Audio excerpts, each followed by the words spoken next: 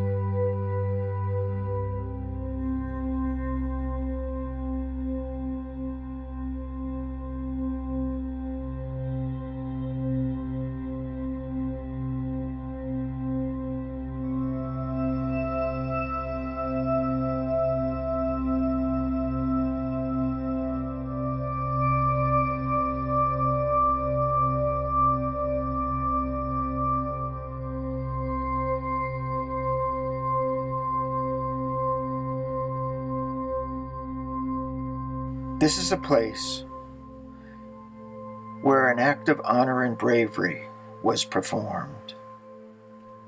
King Saul, in his later life, was an evil man. Seeking to kill David, he disobeyed God and sought out the witch of Endor, who had a demon that disguised himself as the prophet Samuel. The following day, he was mortally wounded by an arrow and fell upon his sword and died. His sons also were slain, and the Philistines cut off their heads and fastened their bodies to the wall of Beit She'an. In 1 Samuel chapter 11, we read how Saul rescued the people of Jabesh Gilead, who were under siege by the Ammonites. The Spirit of the Lord fell upon him, and he raised an army of 330,000 men, and he delivered Jabesh Gilead from the Philistines. Because of this, they revered King Saul.